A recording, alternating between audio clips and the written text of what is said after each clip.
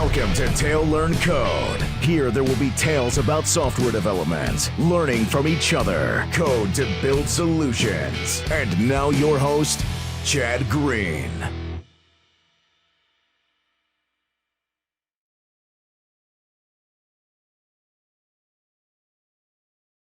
Welcome, everyone. Welcome, Mike. Now everyone can hear you. Hello. So, welcome, everyone. Hope everyone's having an awesome weekend. It's been a busy weekend for me, actually. I haven't done anything my wife wants me to do, but I got a lot of other work done. I don't know. What about you? Have you gotten a lot of work done? It's been pretty good. Yeah, I had a crazy week, so I spent a lot of time just kind of catching up on that. Well, so for me, I needed to do a bunch of marketing stuff, right? Scheduling tweets and all that good stuff, and then so for this whole series on the Code PaLOusa website, we just had a very simple page up. I actually built something so that it actually has a database behind it and everything. Of course, I wasn't going to work on that until like tomorrow on the stream. I'm like, oh, I need this now because I'm actually going to schedule tweets against it. So I did that last night, and then of course today I realized that I broke something else on the website. The first rule of touching code, right there. Yeah, exactly. Well, that's why I tweeted this morning. I was like, that's why we have regression testing. It's to find those kind of things. Because somehow I deleted a page. I don't know how I deleted it. It shouldn't have been deleted. But of course, it was a page that shows the session details, right? So nothing important, right? Nothing important. Only the thing that lets people know if they want to come to the conference or not. Well, we'll just go off the titles, right? Don't worry about the details. No big deal. Well, awesome. It is awesome to have you here. I'm it's rolling my great. sleeves here, not to get busy actually, because it's so funny. When it's wintertime, my wife loves having the house really cold. But when it's summertime, she likes it to be hot. It's a little warm. We made the mistake of having dinner outside today, and we looked up the real field temperature afterwards, and it's like 89. Okay, got it. It's toasty. So I'm assuming you did not get affected by the Sahara. Oh yeah, we totally did. Oh, did you? It's fine. Wasn't sure how north that was going. North enough. I was going to say here it was hazy all day. And for those who don't know, so Mike is up in Indianapolis, which is about 2 hours north of of Louisville. Maybe an hour and a half, depending on how you drive. You've apparently ridden with me before. I've driven all over Indiana, so I'm used to it, right? Of course, as you well know, I used to drive that big green machine. Yep. Big old Challenger. I had to be careful in Indiana because there's ISPs all over the place. Yep. And that machine was a magnet for police, but exactly. Oh, sure enough, I got rid of it. Actually, I'm now driving a little Miata. Yeah. What? You got rid of the green machine, but that thing was amazing. Yeah. So, I just realized Ortiz would be upset with me. I just now thought about that. That's funny. So yeah, I bought my wife a Mazda Cx-5, the mid-size SUV, and I'm in the dealership, and I was looking at it. And so Miata, they have two different versions of the Miata. They have the soft top, and the one everyone thinks about. But then there's a retractable fastback. So it's got that fastback styling. But then the top retracts automatically into the back. Nice. So it's quieter than a soft top. You have a lot of the benefits. So it's a fun little car, right? And, that's super cool. It was funny because my wife really wanted to have the remote start. And they didn't have one on the lot that had it, so they were going to install it afterwards. And so I brought it back a couple of days later, and I'm talking to the sales guy. He's like, well, how did you like the car? I'm like, oh, really great. And like, let's talk about this Miata. That's funny. Oh yeah, but nice. So I know you've been having an interesting year this year. It has been quite an interesting year, yes, indeed. It started very gloriously. Yeah. So, well, here I'm gonna Let me pull up this picture. I have to show this picture, which means you will go off screen for just a second. But this button here. So sure enough, so this is from their books about the author from their latest books. And what will you notice here? There's something you might notice from these pictures. So Mike, why would we notice two people in India dressed like this? It was January at the time, so maybe it was. The funny thing is, those are summertime photos. Yeah. Taken in January, because Martine and I may or may not have taken the family to the very end of the world, and those photos were taken in Antarctica. Yeah, that was awesome. That was awesome. It was an amazing way to start the year. I'm just going to say. Yeah. So sure enough, for those who don't know, there was a conference in Antarctica, Antarcticconf. So you took up from Chile, right? Yep. So we flew down to Chile and took off from San Antonio, Chile, and went down the west coast, down the coast of Chile, into the Patagonia area, into Antarctica, specifically the Antarctic Peninsula, and then back up to the Falkland Islands and Uruguay and Argentina. So it was about a 3-week. I think it was 21 days from end to end for that trip. Yeah, like I said, that's pretty much tops anyone else's conference experience, right? It's amazing. And there was a great group of people there at the conference. It was on a cruise, so all the way down and around. Lots of opportunities to get off and see things. We spent several days in Chile, in Valparaiso, Chile beforehand. And we took the family with us, so the kids got to experience all of that, and it was just amazing. Mm-hmm. And that's, of course, I felt for you guys that you did not get to go on Antarctica. Turns out nobody on the trip got to, because the weather conditions and everything just wasn't right to do it. But that's the other opportunities, maybe. I did feel for you all and everyone who was on that trip, because it's. Well, no, still, I mean, because that is a once in a lifetime type of opportunity. Oh yeah, and honestly, who knows when an opportunity like that's going to be available again? Because there have been Antarctic cruises for a number of years, but they're very restricted how many cruises there are, mm-hmm. and they're talking about restricting those cruises even further over the next few years. So it could be a decade or more before I would have the opportunity to even think about going down there as a tourist again. Yep. So I heard on a podcast not too long ago, so apparently Heather is talking about several other bucket list conferences that she wants to do. So yeah, it'll be interesting. So yeah, Heather and Matthew Renzi mm-hmm. Organized this conference, and it was very well put together, and they're looking at doing other types of just crazy off the wall destination conferences. I'm pretty excited about it. Yeah, I couldn't make that one happen, but maybe next time around. Maybe once my daughter finally finished with grad school, I can maybe afford to do things like that. Exactly. Well, I'm not so sure I'll still be paying for grad school, but that's a whole other story. Yeah, the fun part's about grad school for a music student. It's it's going to take a long time for them to make the money to pay that back up. Oh yeah. But I keep on telling just chase your dreams. That's it's. That's what you got to do. Mm-hmm.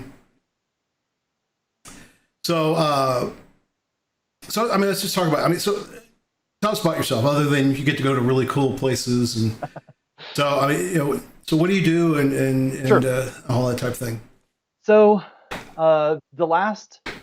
Let me think. What year is it? Whew, boy. So the last. You have to ask what year it is. I know, right?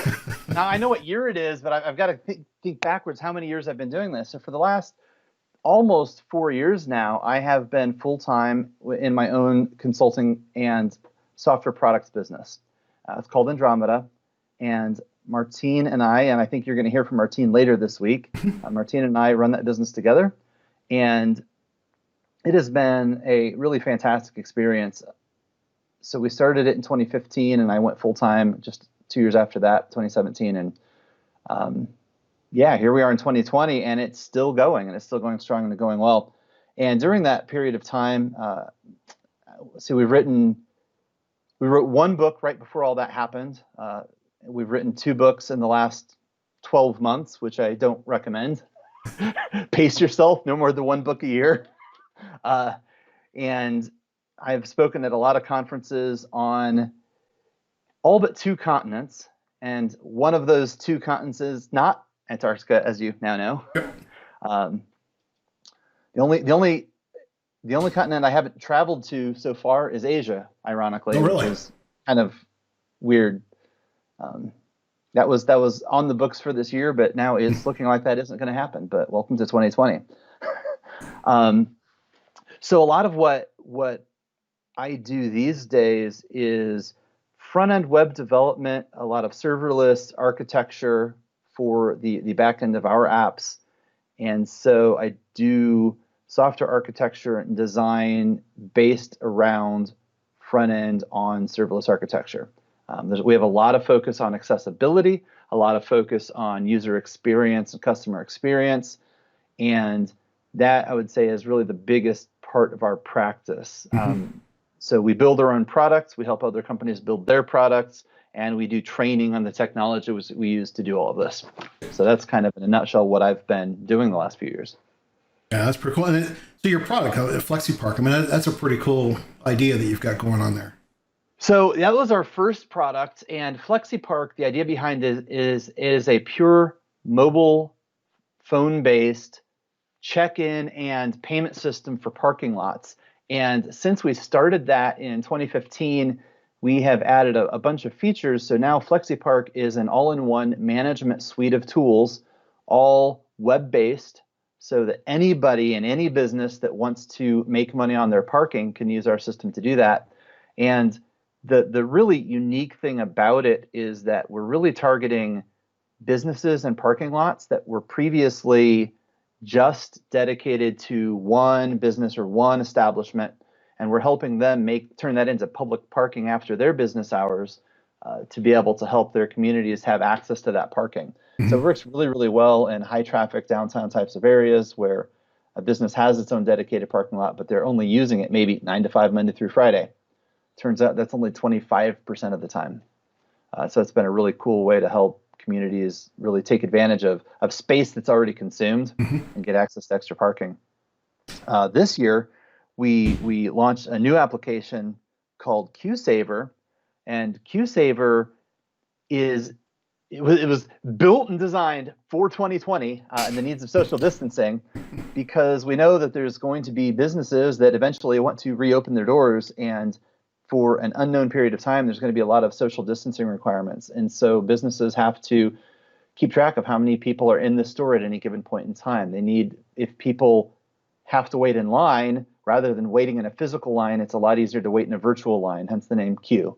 So QSaver allows a business to very easily enable a virtual queue. It works very similarly to the check-in mechanism of FlexiPark. You scan a QR code or go to a website.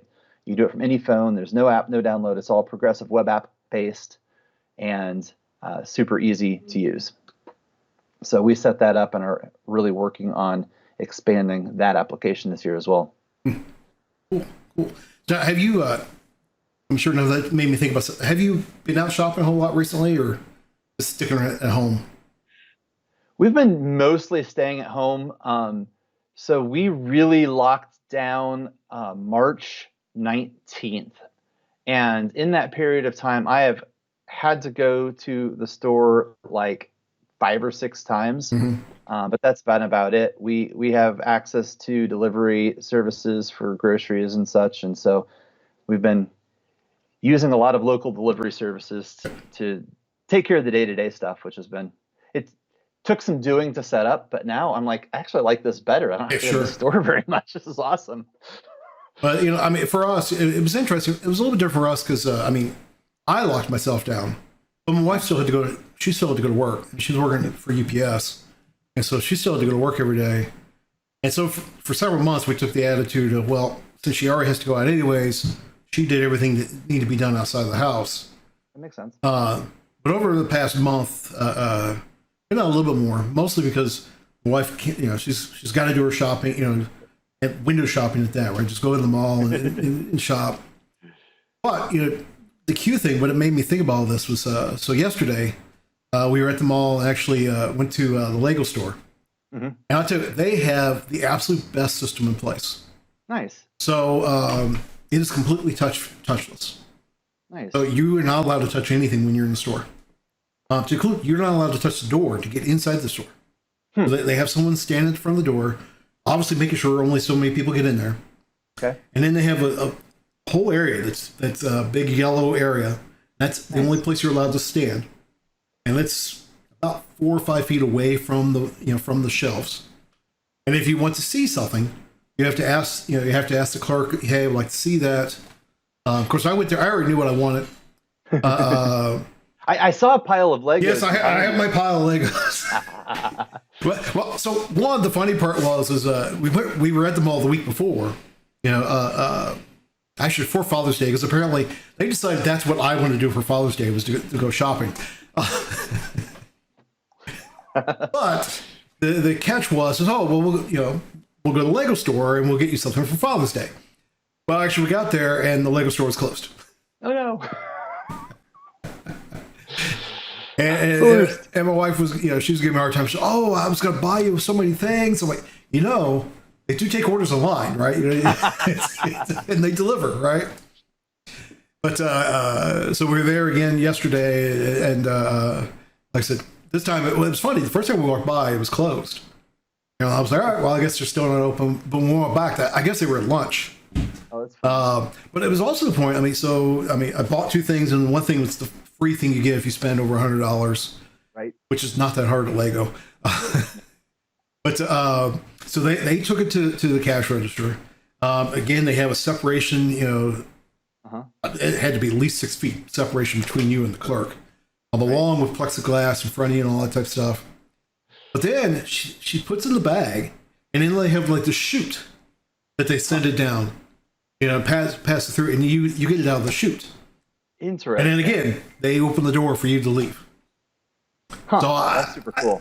It was perfect for Lego, right? It was the intuitive that's behind Lego to begin with. How you handle social distancing. That's awesome. So, and like I say, they were doing a whole lot better than Apple, which I didn't go anywhere near the Apple store, right? But the Apple store, there's a line of about 40 people. No one doing social distancing. of course, we can go into the politics and everything about the face mask and everything. At least that crowd is more on the side of wearing the face mask. So most of them were wearing face masks. That's good. That's good. In that crowd, not in the mall, right? I saw a friend who wasn't wearing a mask, who came up to me, wasn't wearing a mask. And I'm sitting like, dude, why are you not wearing a mask, right? As an asthmatic, I am firmly on the mask wearing side of the equation.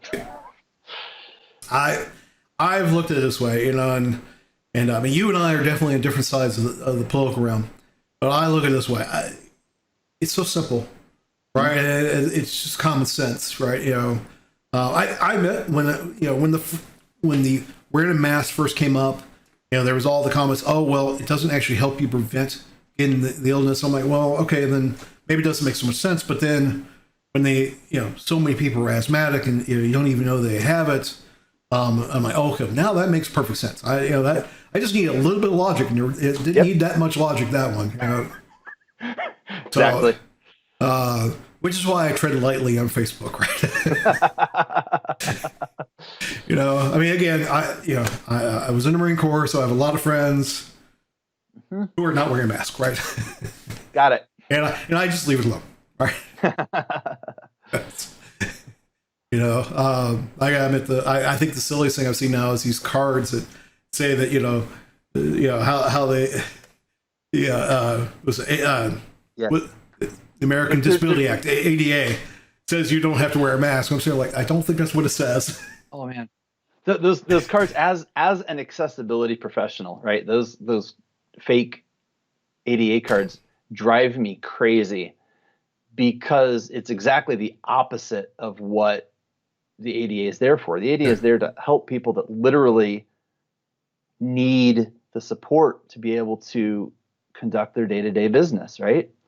And those cards are being used by people that are perfectly healthy and capable and need no support at all to make them feel better. And that's, no. We need the ADA very specifically because there's a very big problem that has been identified that despite whatever we may want to believe about capitalism, companies are very, very slow to actually make sure that they are correctly supporting everyone of all abilities. And that's a big problem. Yeah, that's a hard one. And sure enough, I mean, both you and Martine are really big into that. I mean, sure enough, I was, like I started off earlier, I was writing tweets. And like my tweets, promoting her interview, I talked about, a accessibility goddess is, I think, the word I use. But it is an interesting problem, right? Because, as a director, right, my responsibility is to make sure that we build applications, I don't want to say as cheap as possible, but definitely, to look at the common denominators and that two things. Now, luckily, we're medical, so we understand the need for all that, actually it was great. I mean, I know when I started, maybe a month in, I'm talking to my front end guy, and I'm like, so what are we doing for accessibility? He went down this really long list. I'm like, all right, awesome. I'm glad to hear that we're it's top of mind, and we're making sure that we're doing it. But I don't know. I mean, still, I do see how it's hard. Again, as a director somewhere else, right? Or you get to the opposite side where I mean, like when I was in the military, everything had to be ADA compliant. But they went the complete opposite, and to the point we never got anything out because it's like, well, it's not meeting this one little specification. I'm like, okay, but no one is going to use it with that. I mean, like we were having troubles because they were like, oh well, people with low sight are not going to be able to use this app, and I'm like, but if you're low sight, you can't use this app anyways. And the consultant was looking at me, well, what do you mean? Like, you have to have corrected 20/20 vision to be able to even apply to use this application. All right. So I was like, again, that's where I got into the, I can't spend too much money here. I'd rather spend over, somewhere where it actually can be used. Right. Yep. But sometimes we do waste our time. And there's a point at which you do have to be pragmatic. So for example, FlexiPark is a parking application, right? So we can generally assume that the users of FlexiPark from a driver perspective are people that are at least have the ability to drive, right? We can make that assumption, and that's fine.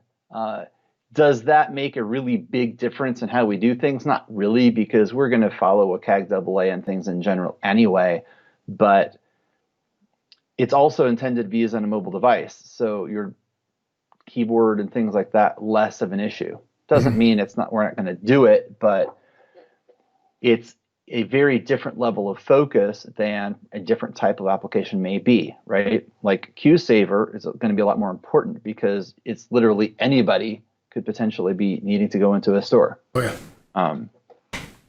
So you do have to consider your audience a little bit as well, and that's part of it too, right? If you happen to know that you have a significantly above average percentage of people with a specific type of disability, for example, you need to address that a little bit differently. Maybe that's a reason to go WCAG AAA instead of AA, or at least for some parts of your services or applications, because that's your audience. So it's worth taking all that into consideration. But you're right. When we're writing software, there's so many things we have to consider and we have to balance. We've got timelines, we've got budgets, we have security requirements, right? And sometimes those are regulated and sometimes they are not, depending on our situation, but nobody wants to be on the front page of the news for a security breach. We have accessibility considerations, and one of my friends asked me a couple weeks ago, he's like, well, most of my applications, they're just like back-end services. Do I need to worry about accessibility? I'm like, well, maybe. Who is the consumer of your services? And do you need to provide accessibility for those people, even if they're developers? Maybe. We've got to think about, does the application meet our quality requirements, right? For example, if you have a financial application and there are quality issues with your calculations, rounding errors are a big problem. Somebody, I don't know if you just saw the one from Chase, but apparently Chase was misreporting account balances recently for people at the ATMs. The ATMs were reporting the wrong balance in their accounts. That's a big deal. And then on top of all that, we have ethical considerations to think about. It's been really big in the news recently, but how facial recognition algorithms have not been properly trained and therefore do just a horrible job actually correctly identifying people of darker skin. It's a big problem. There's ethical Look at the Boeing situation from last year. The 737 MAX, people died because of essentially what ended up, there's a combination hardware-software snafu, but engineers caused that problem, and it was compounded by the way they sold it, but that was a big problem. There's ethical considerations we have to take into account when we're doing things, and it's interesting how much even developers that think that they're not in a situation of where ethics is a big forefront of what they're doing, but you may be wrong. Are you helping people get insurance? There's ethical considerations, there's accessibility needs, there's security, there's quality, and all those things have to be taken into consideration. So these are the types of things that keep me up at night as a developer, making sure that I'm not making somebody's life worse. Right. Well, but that's why that's why having folks like you and Martine at conferences is not just so awesome, but so important, right? As you know, I've learned a lot from just having casual conversation with you. Right. I remember it was the last year? I think it was the year before. You and I were talking, and we were talking about the pronouns. And admittedly, I was like, I just don't get the whole idea of the pronoun. Why it's so important, right? I understand it's important for someone to be called what they want to be called.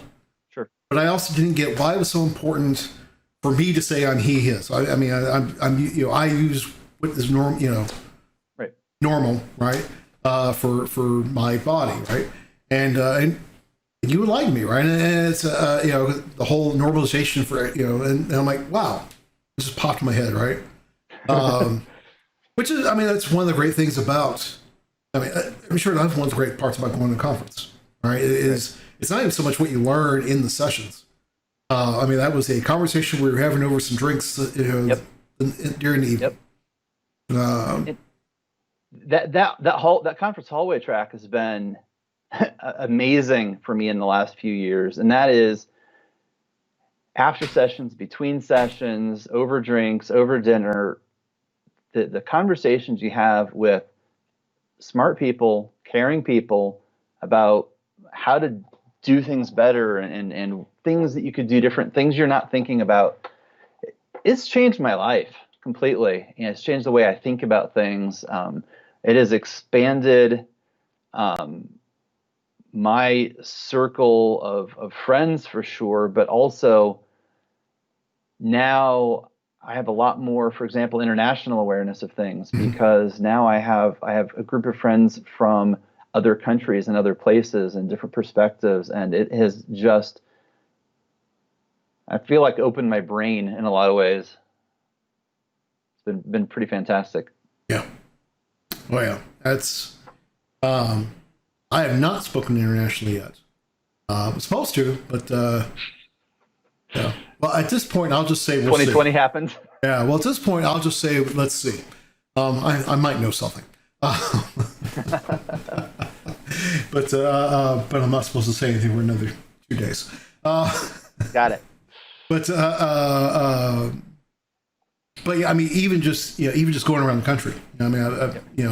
Over the last couple of years, I had I've had an opportunity to speak all over the country and speak to other people, along with the international speakers who come to the U.S. and speaking to them. Sure. Yeah, it's definitely that different mindset you get. I mean, or like for example, I was in South Florida beginning this year. I mean, I used to live in South Florida. I always say, well, South Florida is really a whole other country, anyways, right? And I don't mean that in a derogatory manner. I really mean it's just it's so culturally different than the rest of the United States. It is like its own little country down there. Well, there are lots of different cultural areas in the U.S., and I think it's really easy to overlook that. As big as the United States is, we do have a lot of completely different areas. Yeah. Oh yeah. Oh yeah. So let's move on. I mean, so talking about conferences, I mean, let's talk about your talks. All right. Okay. And I apologize to anyone who hears the dog in the background. It must be time for a walk. Because that's what that sounds like. But so you're gonna be doing 2 different talks. I don't want to talk about these individually. Okay. There's a reason why, but so the first one, I mean, the Monolith and Serverless, which I mean, you've been speaking all over the world about serverless.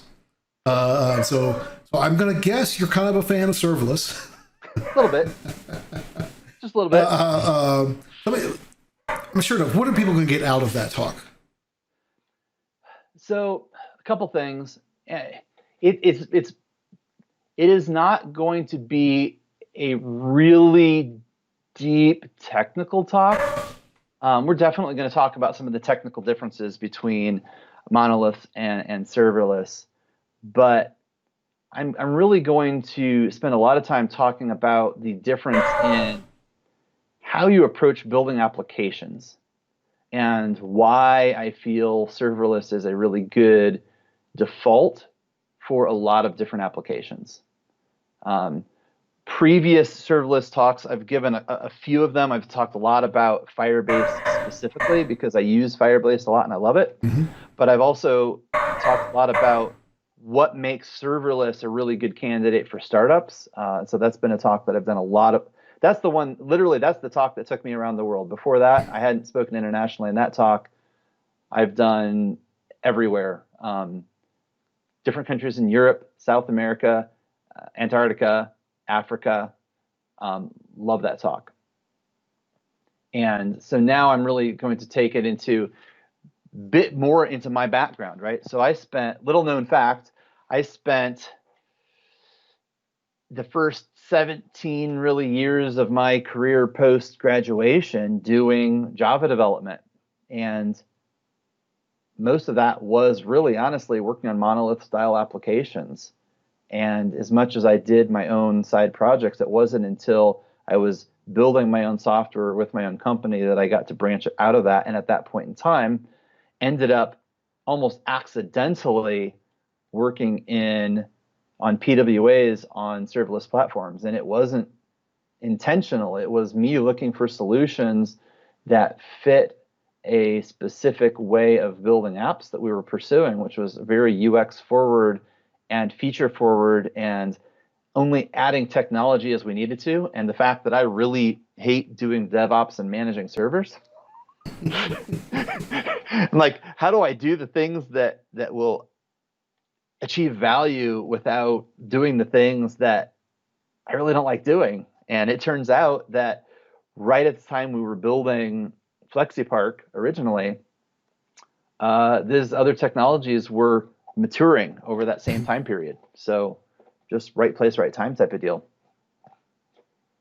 So I'm curious, and being the devil's advocate, because as you well know, I'm a big fan of serverless too. Yep. But I mean, what do you think about the sprawl of serverless though? I mean, because that's one of the problems about serverless, right? Is you can easily get to massive sprawl.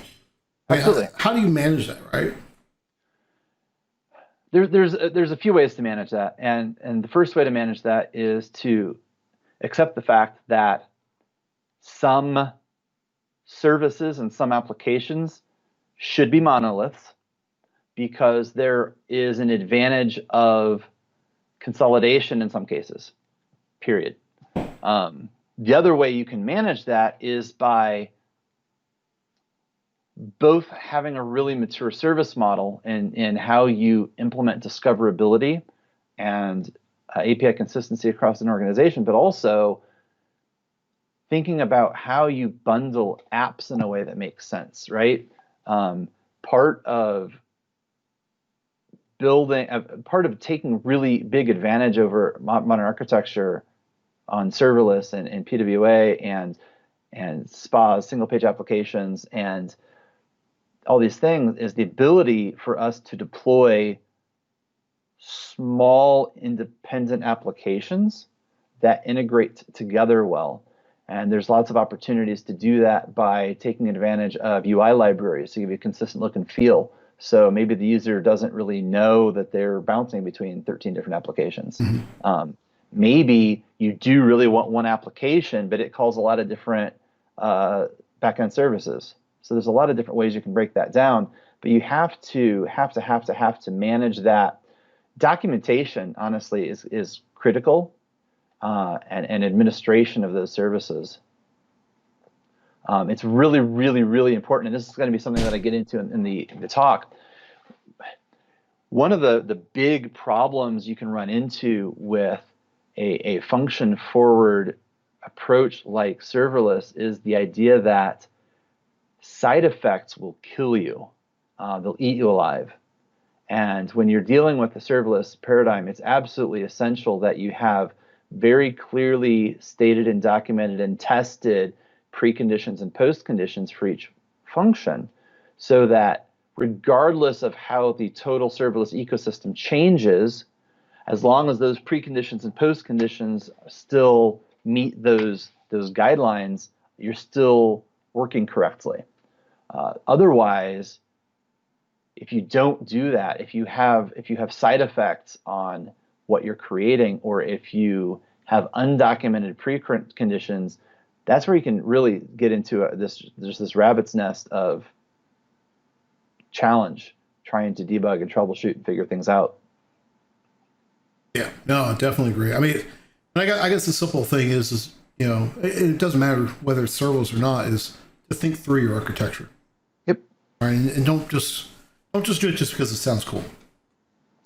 There's a lot of money being made by companies right now to solve problems that are created by, how to say this, created by an abuse of agile methodologies, right? The idea that instead of pre-planning, we just build stuff and edit it all the time, which is really not what agile is intended to be. But is how it sometimes gets abused at some organizations. There's a lot of companies making money on testing and monitoring and things in production because we don't utilize the really simple solutions of, hey, test your pre and post conditions on your function, and that eliminated like 80% of the possible bugs you could have, right? I've always preferred the simple solutions, and so it's funny. I'll talk to a lot of people that are doing like hardcore serverless on Azure or AWS, and they're talking about all these systems and tracking and traceability. And I'm like, I don't need any of that because I'm building really simple, isolated solutions. It won't work for every use case. I perfectly acknowledge that, but I always like simplicity. I don't like to over-engineer things if I can help it. No, as you know, I'm a fan of Azure Functions. Been using them for years now. And the biggest thing I profess is simplicity when you build them, for several reasons. I mean, include, I was speaking to a good friend of ours. I won't mention his name on the stream, but someone who we both care a lot about. So you're probably guessing who I'm talking about. Yep. But who's looking to do a solution with functions, and actually just the other day having a conversation. That was my biggest point, was to make sure you keep it simple, right? Don't try to do too much in them. I try not to use too many tools, to monitor me and everything. Yep. I use App Insights because that's simple and easy, right? But I don't use much else. One of the things that we've actually started using on our serverless functions, which is pretty cool.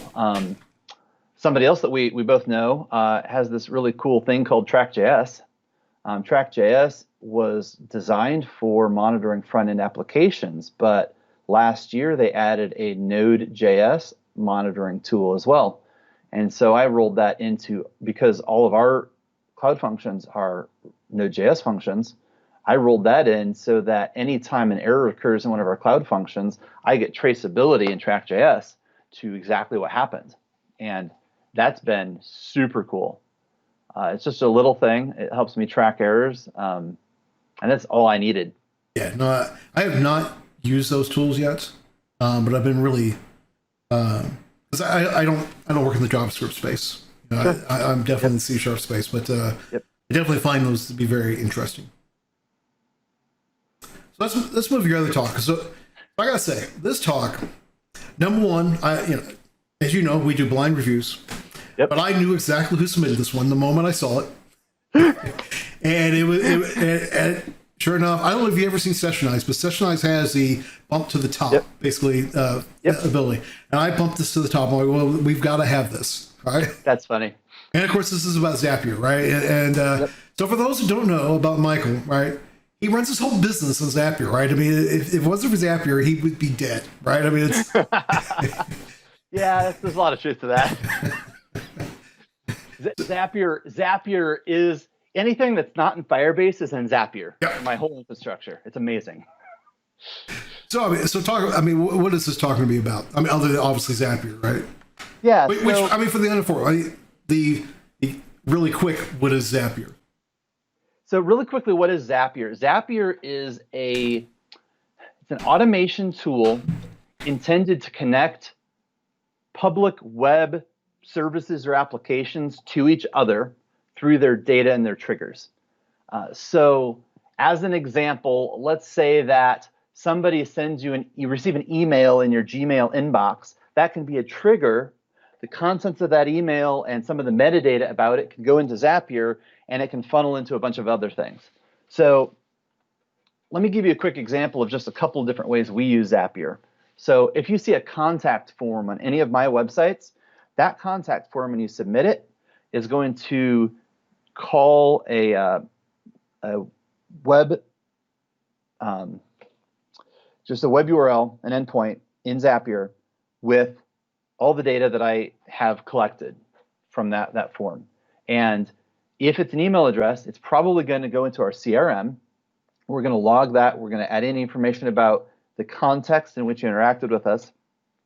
It's going to post an alert to our Slack channel so that we know that somebody sent a contact, so that anybody on our team can work together to respond appropriately.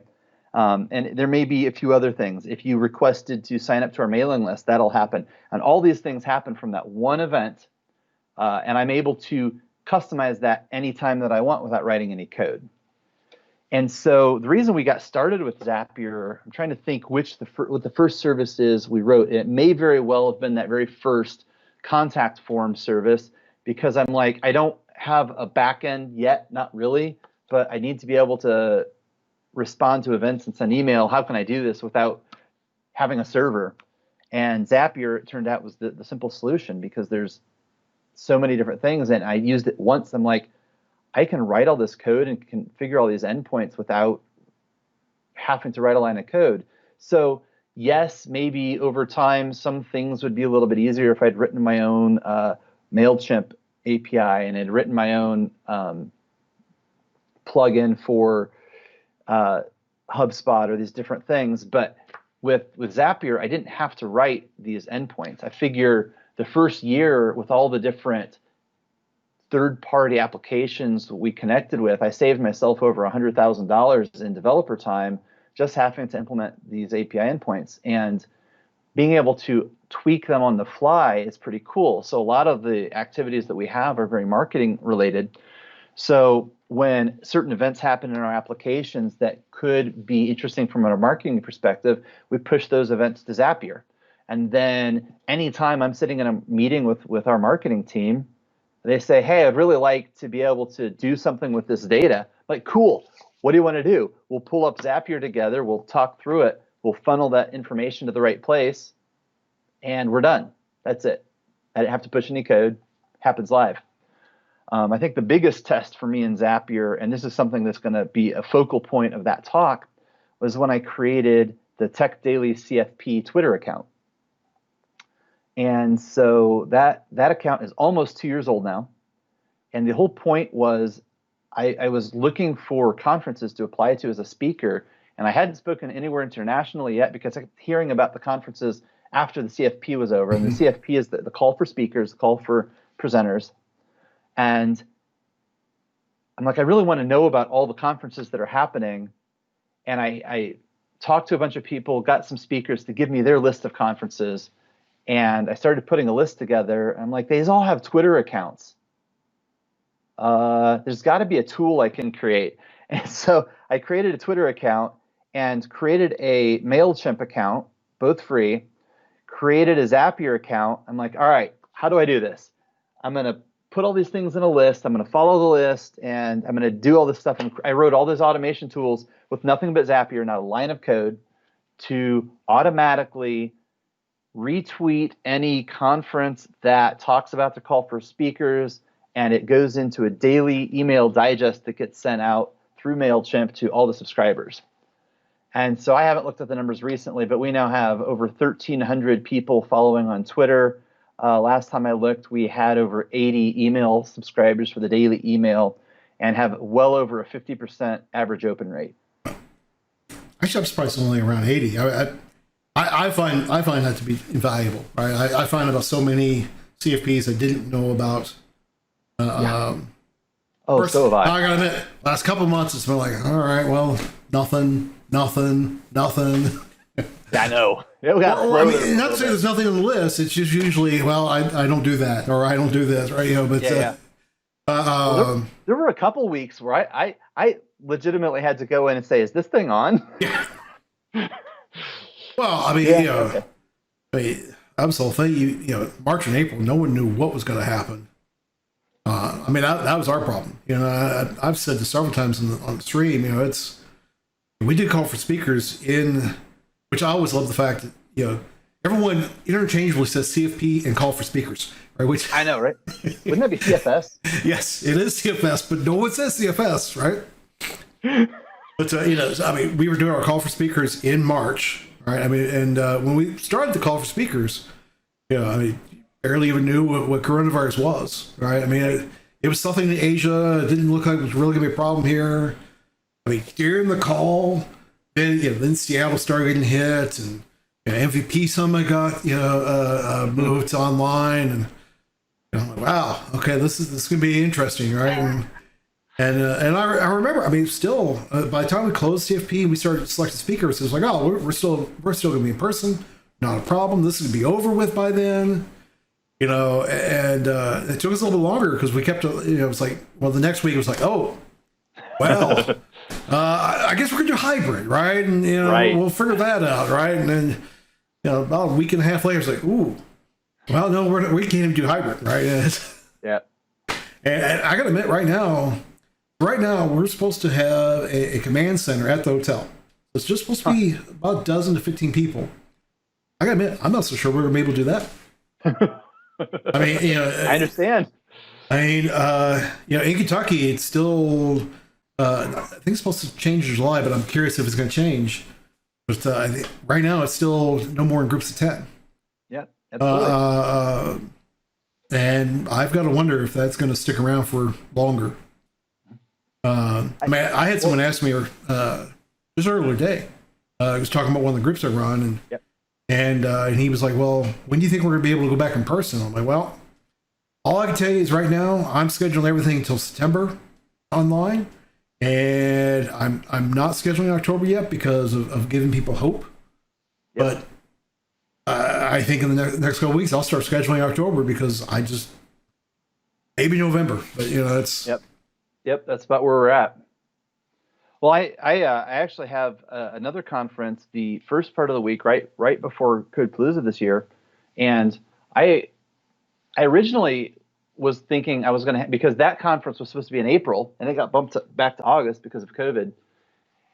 And I'm like, well, that's going to be tight. I'm going to have to maybe fly back, you know, right between conferences. I'll get back to Code PaLOusa just in time to present the last 2 days. It's going to be tight, and then. You decide to go online. I'm like, well, that's fine. Maybe I'll just I'll do Code PaLOusa from Amsterdam. No big deal. Be remote anyway, right? And then that flight isn't happening because it turns out, being from America, I'm not allowed to go to the Netherlands right now. So have they finally come up with the list? Now. Have they finally come up with? I mean, as of this morning, yep, the list hadn't come out yet. Yep, this afternoon that the word finally came out officially that starting July 1st and for the foreseeable future, Americans are not allowed into the EU, and we'll see how long that lasts. But certainly, I'm not making any plans for August. Well, I can admit that's actually a good thing for me. I have a ticket later this year that I need to get out of, and when I was looking up yesterday, Delta is still only doing through August. So I'm like, I need later than August. Right, exactly. I mean, I don't know about the other airlines because I pretty much only fly Delta, but Delta's been pretty good about it, except for you don't get your money back; they just give you credits. So I've got a couple $1,000s in credits right now with Delta. You know, that I might eventually get to use. Actually, my biggest complaint is I have to use them. I can't like buy my daughter a ticket or what have you. Oh, okay. Wow, that's too bad. Because I tried doing it, right? I mean, when she needed to fly home, I was like, I got all this credit money, I'll just use that. And they're like, oh, no, you only use it for your flights. I was like, oh, all right. Bummer. Yeah, I mean, it was what it was, but, and I mean, the good part is all tied into my own little company, but guess who funds the whole company right now? So, yeah, exactly. I hear that loud and clear. About the only difference is this year I get to write it off. Yay! Yeah. Previous years that was just all on me. But the joys. I picked a good year to start an event company.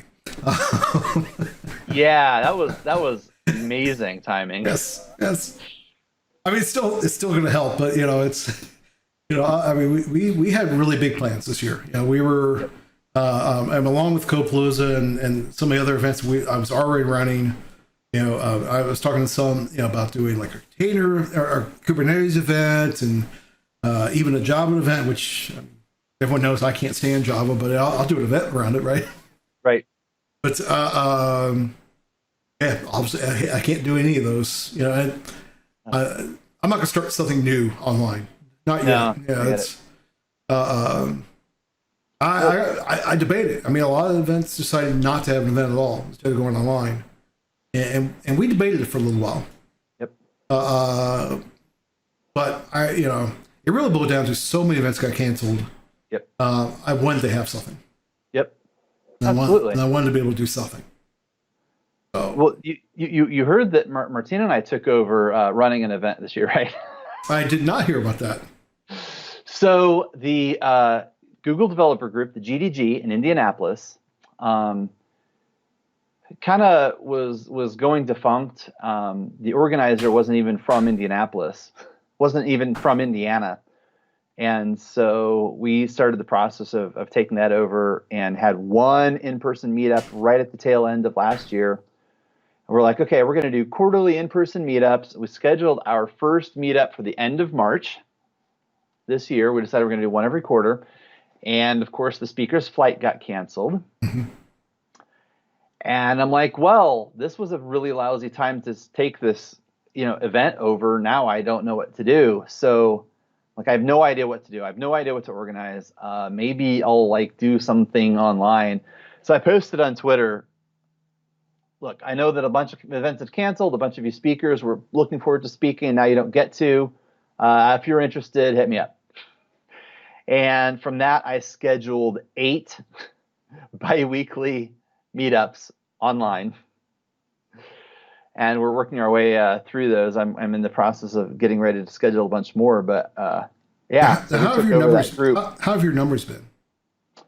Not great. But it's also it's a meetup based in Indianapolis. So an amazing meetup in Indianapolis. Okay, there's one meetup that stands above all the others, and they get 50 or 60 people every couple of months. Mm-hmm. But most meetups are in the 10 to 20 range. We've been there 10 to 20. Even though we've been online, we've had people from, I don't even know, at least half a dozen different countries. Yeah. That's one of the benefits. We've had a lot of local people. We've had speakers from different places. By the time all is said and done, we will have had speakers from at least 3 countries. Yeah, which is super cool. I love that. And this month, actually, let me think. No, July 23rd, we're going to be doing an event based upon Google's Web Dev Live event. So we get to piggyback on that and do a special event. We've got 2 speakers lined up and a 3rd one that we're talking to. But yeah, I don't run events for a very good reason. I have skills and community leader and manage not my thing. Mm-hmm. But yeah, I guess I had to figure it out this year. I probably just like punishing myself over and over and over again, right? So this is Code PaLOusa's 11th year? 10th? Yep. 10th. Okay. So it'll be my 9th Code PaLOusa and my 8th year presenting. Got it. I thought you'd been to every Code PaLOusa. Nope. The very, very first year, I missed. Okay. I came to year 2. See, I had in my head that you had been to every Code PaLOusa and you've spoken to everyone but one. Let me think. 2011 was our first year. I'm pretty sure. I'll have to double check now because I thought 2012 was my first year, but it's very possible that I've been to everyone then.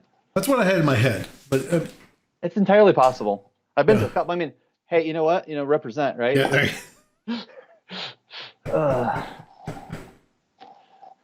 I've got an entire drawer that's just about half full of nothing but Code PaLOusa t-shirts. So I too, but there's different reasons for that. Although the funny thing about doing daily Twitch streams, usually I have a green screen behind me, so it doesn't do very good to wear Code PaLOusa shirts when our primary color is green. It's nice. Kind of fades out, and when I got the green screen up, as your entire torso just disappears.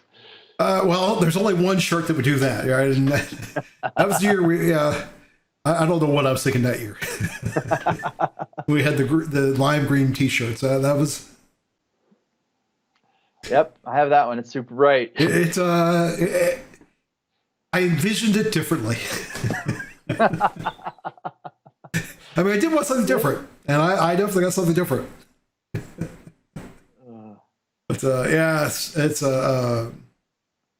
of course, for some reason, I've decided I wear button downs when I do interviews. I don't know. This is as dressed up as I get. Well, you know me. The funny thing, this is how I dress when I go to conferences. Of course. And when I was starting this Twitch stream, I was actually debating, and I was talking to friends. I'm like, well, so since I'm more in a presenter mode, all those not true presentations, not at all like true presentations. I was like, I might actually wear button downs every day, and I was like, well, but then it would look kind of weird, the rest of my calls throughout the day when I work with a bunch of people who all work from home, right? Yep. Not just because of the pandemic, but who work from home anyways. Yeah, so I don't. But then, like I said for interviews, I was going to. Okay. Also because I'm just comfortable wearing it, right? It's other than the fact my wife likes heating up the house during the summer. And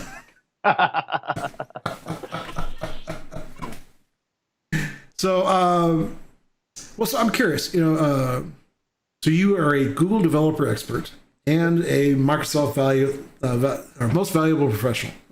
Yep. So I mean, that's the rumor. Well, at least. So are you now? Are you in the middle of a renewal for MVP, or is yours out? Yeah, I don't remember if it's July or August that we hear about that. So. Well, I wasn't sure. I forgot. When did you get your MVP? Last year. So I want to say it was either May or June last year. Okay, yeah. Then you're up right now. I couldn't remember if you got yours before or after. I finally got mine in August last year. Okay. And everyone. Yeah. So it was Martine and then me and then you, like yes. Right in a row. Yeah. So most everyone is up for July 1st. The way MVP works. So I'm at least an MVP for 2 more days. Me too. But I mean, so So I mean, and I know a little about the GDE because I've got a relationship with Google, even though I don't do Google products and such. But interesting how that came up to be. But so what is the difference between MVP and GDE? Or is there not much really? They're very different programs. They both are geared around recognizing people that have community contributions, right? People that are really contributing to the software development tech community in general. Both of them definitely give some preference to people that are advocating that company's technology. I think that that's perhaps a higher priority for the MVP than it is for the GDE. There's slight differences in the types of activities that they are looking for and rewarding. Organizing events, Google doesn't care about. Microsoft cares about very much. Mm-hmm. I don't think it's any accident that so many of the conferences I attend are organized by somebody that is an MVP, although it's kind of interesting that you didn't get yours until last year. Kind of surprised by that. It's a very Microsoft-heavy conference that you've been organizing. Anyway, but the big difference is in some of the benefits and perks, for example. And I'm trying to think what I'm actually allowed to talk about on the GDE because there are NDAs. I will say that Google does a very good job of supporting their GDEs to make it possible for them to continue doing their community involvement. They try to make it as easy as possible for people to contribute to the community as much as they want, and to provide resources to make that possible, including connecting with each other on a regular basis. Both groups have meetings. The way those meetings are conducted, I think, is a little bit different. But I've benefited tremendously from both. But it's interesting too because I primarily work with Google technologies, although the last few years I've actually started doing a lot more with Microsoft than I really realized. Right now I'm talking to you on a Windows laptop. I had been Linux only for a decade. Mm-hmm. I use TypeScript. I use Visual Studio Code. And most of our clients are actually .NET shops, which is borderline surprising considering that we really don't do .NET as a company, but although we have started doing so a little bit, just by virtue of kind of needing to. But no, I'm curious. Have you looked at Maui any? I'd be curious from a traditional Microsoft person what your thoughts about Maui. I mean, you know what I'm talking about with Maui, right? Nope. Maui is now I gotta remember what it stands for. Now I forgot. It's multi-app user interface, I think is what it stands for. But it's their so they're taking Xamarin, they're folding Xamarin into the system namespace. And so it'll be a complete cross-platform UI system. Oh, that's cool. Nice. I'm curious, I got to watch what I say. Because obviously, I know things that not everyone knows. Yeah. But I will be curious because, well, sure enough, originally Maui was supposed to launch in .NET 5. They're delayed to .NET 6. And when it was announced about .NET 5, they were asked about, when it was announced MVPs, they were asked, are you going to do Linux? Because that was one thing they didn't mention. And they're like, yeah, not yet. Right? They're going to do everything but Linux. I'm kind of curious now that they're going to have a whole other year if they're also going to try to get Linux in there also. I don't know that, but they're going to, so web, Windows, Mac, all that will be, Android, obviously, on the mobile side of it. And like I say, fold it all in so you have one consistent layer to develop against. So that'll be really interesting to see what happens. So as you know, I've gone the opposite extreme, right? Which is everything we do is web. Mm-hmm. And if we have to bundle for a device, we will, but we've actually gone the PWA route. So everything is web. So everything has the same look and feel across devices for the most part, although even within the web, you have the capability of doing device-specific things. And we do actually have some device-specific code to make PWAs work correctly on iOS, that sort of thing. But I have nothing against a single build targeting multiple devices. There's a lot of value to that. I've written a lot of Java code back in the day that targeted multiple devices, right? Multiple platforms. I think that there's a lot of value in doing that. It'll be really interesting to see what differentiates their approach this time to some of the other things that have been tried. There've been a lot of things in different ways, right? So you've got things like Ionic for a web framework, where Ionic is a web toolkit for Angular that was designed to make it easier to do cross-device builds for mobile and desktop. And they now have a completely new web toolkit that seems really interesting, but there were pros and cons to the original Ionic concept. We've seen Xamarin, where you could target multiple platforms, and so this seems to me like it may be an expansion of that, which has been very effective. Well, like I said, they're basically folding it into the main set of namespaces. That's really cool. Yeah. It'd be interesting. I know a lot of people that just swear by Xamarin and love it, so that makes a lot of sense. It'd be really interesting to see what some of the pros and cons are between other approaches. There's downsides to the web forward approach that we're doing. You just kind of have to decide as an organization, and based upon both the interpersonal and the technical limitations or requirements of your application, your development team, what makes sense for you. Right. I don't think there's one right answer or a one-size-fits-all necessarily. No, I agree. I mean, that's what we learned at Scholar X. This happened before I joined, but I knew all about it because Scott. I've known Scott for a long time, and I've been talking about these problems. But they actually, so it was web-based, primarily web-based, and then they were using native script for the mobile apps, and it was just one problem after another.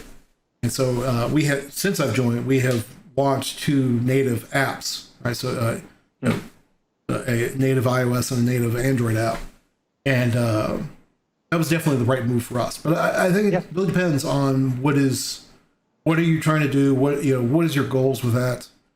What are your constraints? Yeah, well, so for us it was interesting because right now we've got the problem that I have 3 front-end developers. All 3 are working on a different environment. Huh. And we talked about that, right? How they feel a little bit siloed out. Yep. Because then if you don't count me, I have just as many API developers. Huh. And since I'm also an API developer, there's technically a 4th API developer on there, right? So it's so they definitely there's definitely an interesting contrast going on there. But for us, it was really important for us to have very solid apps. Yep. And that was why we had to go down that path. Because our competition was beating us, and rightfully so. I mean, we definitely had issues. But it's been interesting to see 2 mobile apps built from the ground up with a web app that is all the way up here. Yeah. And see them trying to get caught up, and they still have it. We're getting closer and closer, but we have not slowed down the web app either. So. That's super cool, though. We're using, what's it called? Not the web control. When you basically display a web page in the mobile apps, there's a name. There's a name for it, but Yeah, I know. Web container. Web container, yes. We're using web containers for quite a bit of it. Cool. But so going back to this whole Maui thing, it was interesting sitting in the MVP summit. And again, I'm not a UI guy. I always tell everyone, you do not want me developing UIs, right? I mean, I learned how to build a UI on Windows, right? Windows 3, right? So I know Battleship Gray very, very well. But that was I was so excited when I heard about that, right? And of course I want so badly to go back to my team and say, hey, look what we got coming, and I couldn't say anything about it. I do remember, a couple days prior to build, and everyone's like, oh, what are we gonna hear about? What are we gonna hear about? And I'm like, well, I can't tell you, but I sent a picture of a Maui beach, and I'm like, that's as close. I've probably already violated the NDA just by showing this picture, right? It's that's funny. and everyone's like, what in the world is going on, right? And, I don't understand. You will later. You will yes. later. It's fine. Like, give it 2 days, and then you'll understand exactly what this picture means, right?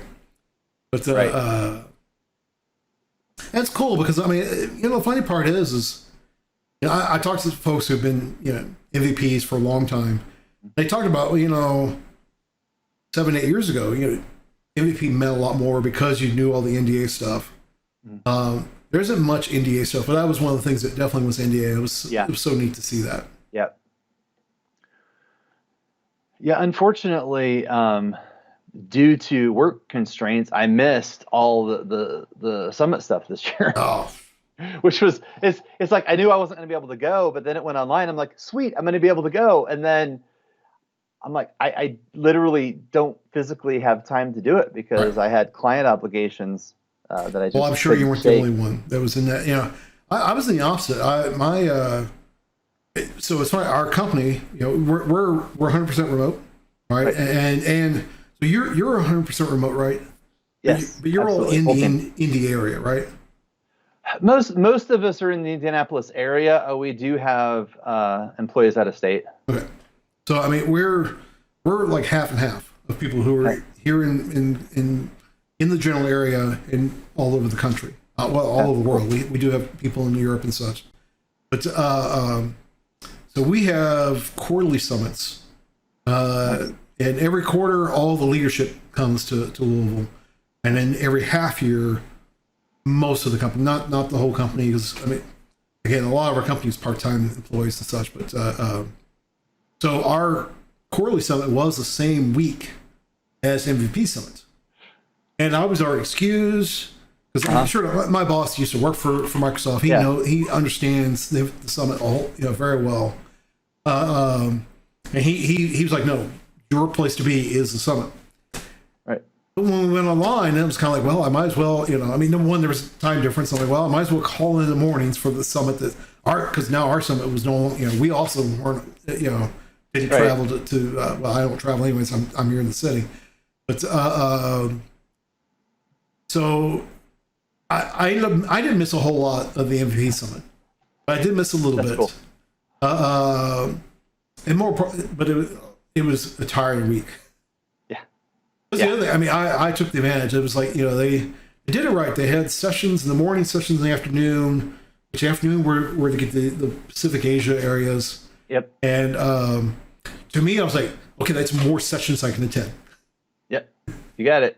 And so there were, there was at least one day where I was in sessions from like 7 a.m. till 8 p.m. Without really a break, because then I was doing work sessions in between. Yeah. Right. But I'm bummed that it's going to be online again next year because again, I haven't been to an in-person one, but I know it's not the same thing, right? Nah. Although I will say that I am impressed at the magnitude of an event that they managed to pull together. And it was amazing. It was amazing to see what they did in 2 weeks. Seeing the level of communication and organization, even though I wasn't able to attend, just seeing that come through was impressive. Yeah. And for those, they literally pulled that off in 2 weeks. They went from we're going to have an in-person event to we cannot have an in-person event. It's all going to be online. And in the next 2 weeks, we're going to figure out how we're going to do this. Well, and they really set the bar, right? Because they were the first major tech event to go all online. Yeah. Oh yeah, because when that happened, most of the country hadn't even closed down yet. Right, exactly. Because I remember that. Still like, oh, I don't know, maybe. Yeah, well, we weren't sure what was going on, right? It was that following week is when everything, went to crap, right? And because that following week was the craziest week I've ever experienced. I was meeting with city officials one day, and then the next day it was like the whole world dropped on us, right? And yeah, so that was an interesting week. So yes, it was. Well, that's awesome. I mean, let's wrap it up there. But I mean, any closing thought? I mean, you and I can keep on talking, but I don't know how long everyone else wants to listen to us ramble on. But I mean, any closing thoughts you have about anything? Man, I don't know. Definitely come to Code PaLOusa. It'll be awesome. I'm looking forward to it. And honestly, online events, I've done a few at this point. I've got at least 3 more between now and then that I'm looking forward to, and they're different than in-person events, but they're still awesome. And you still learn, you still get to connect with people, and I'm really excited about doing it. And interestingly enough, a couple of my employees, one of whom wouldn't have been able to come in person, is going to be able to come to Code PaLOusa this year. That's awesome. So she's got a ticket. I'm really looking forward to that. Cool. Awesome. Well, thank you so much, not only for speaking in August, but for joining me here. Thank you. I don't think I mentioned it, but I mean, you're definitely one of my favorites on the speaking circuit, right? Both you and Martine. I love the two of you all. It's always my face brightens every time I know that you guys are going to be there, right? I always enjoy that.